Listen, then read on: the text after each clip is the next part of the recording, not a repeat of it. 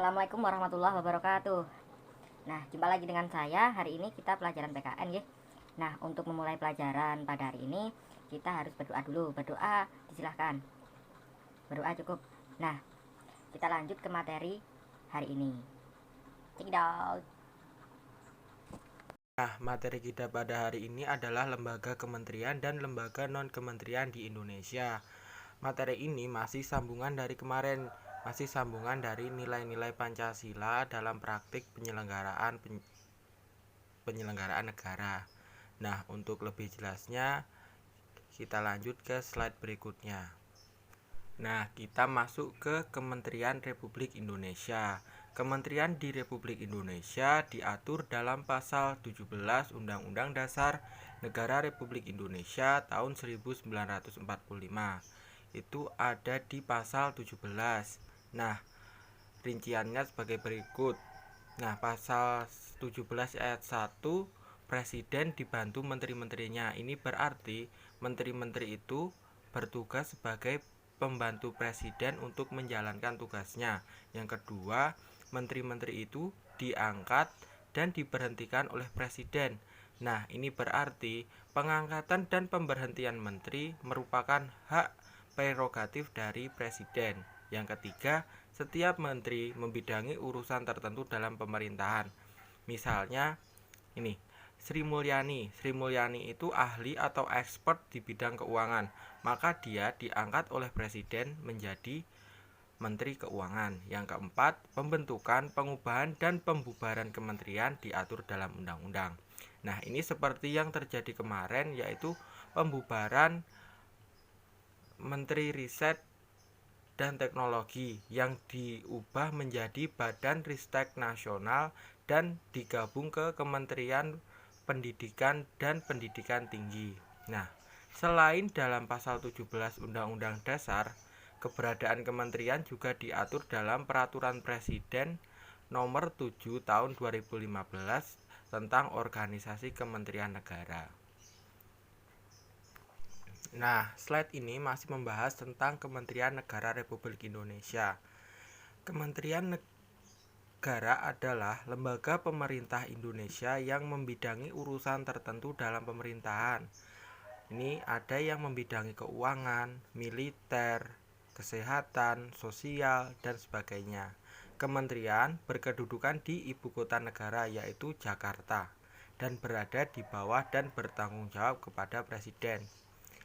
Yang ketiga, pembentukan kementerian dilakukan paling lama 14 hari kerja sejak presiden mengucapkan sumpah janji. Yang keempat, urusan pemerintahan yang nomenklatur kementeriannya secara tegas disebutkan dalam Undang-Undang 1945 harus dibentuk dalam satu kementerian tersendiri. Nah, kementerian yang nomenklatur ini ada Kementerian Dalam Negeri, Kementerian Pertahanan, dan Kementerian Luar Negeri. Nah, jika suatu waktu presiden dan wakil presiden mangkat atau meninggal bersamaan, maka tugas negara akan diambil alih oleh 3 kementerian tadi, yaitu Kementerian Dalam Negeri, Luar Negeri, dan Kementerian Pertahanan. Yang kelima, pemisahan, penggabungan, dan pembubaran kementerian tersebut dilakukan dengan pertimbangan Dewan Perwakilan Rakyat, kecuali untuk pembubaran kementerian yang menangani urusan agama, hukum, keamanan, dan keuangan harus dengan persetujuan DPR. Nah, maka yang terjadi kemarin yaitu pembubaran Kemenristek. Nah, itu harus mempertimbangkan pertimbangan dari Dewan Perwakilan Rakyat. Jadi tidak semata-mata bisa langsung dilakukan oleh presiden. Berikut adalah struktur lembaga dalam kementerian. Yang paling atas tentu saja menteri, terus ada sekretaris jenderal, ada dirjen, irjen, dan badan atau pusat. Nah, mereka saling bekerja sama dalam satu sistem untuk menciptakan suatu lingkungan kerja dan mewujudkan visi misi dari presiden. Nah, ini adalah yang di sebelah kanan, ini adalah lambang dari suatu kementerian. Terus yang di sebelah kiri ini adalah fungsinya. tugas dan fungsinya. Nah, untuk yang lambang pertama itu adalah lambang dari Kementerian apa yuk? Ya, itu adalah Kementerian Keuangan. Nah, kementerian ini bertugas perumusan, penetapan, dan pemberian rekomendasi kebijakan fiskal dan sektor keuangan. Yang kedua itu adalah lambang dari Kementerian Pertanian. Nah, ini tugasnya merumuskan, menetapkan, dan melaksanakan kebijakan di bidang pertanian. Terus yang ketiga itu adalah kementerian yang saat ini dipimpin oleh Tri Risma hari ini. Ya, itu adalah Kementerian Sosial. Nah, ini tugasnya menyelenggarakan urusan di bidang rehabilitasi sosial, jaminan sosial, pemberdayaan sosial, dan perlindungan sosial. Terus yang selanjutnya itu adalah Kementerian Perikanan yang dulu dipimpin oleh Susi Pujiastuti.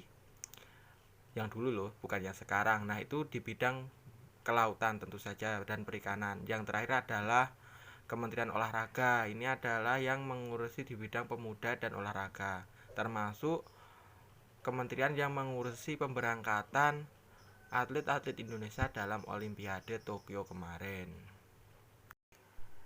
Di slide ini kita akan membahas lembaga yang lain, yaitu lembaga non-kementerian di Indonesia. Nah, lembaga pemerintah non-kementerian ini merupakan lembaga negara yang dibentuk untuk membantu presiden dalam melaksanakan tugas pemerintahan tertentu. Lembaga pemerintah non-kementerian berada di bawah presiden dan bertanggung jawab langsung kepada presiden melalui menteri atau pejabat setingkat menteri yang terkait.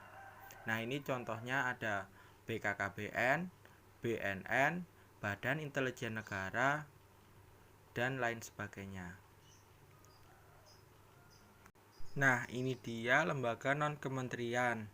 Seperti yang sudah saya katakan tadi, ini ada Badan Intelijen Negara, BKKBN, dan BNN, dan masih banyak lagi. Baik, demikian materi yang sudah saya sampaikan. Untuk tugasnya silahkan rangkum dari video yang sudah saya buat ini. Hasilnya nanti dikirim di Google Classroom.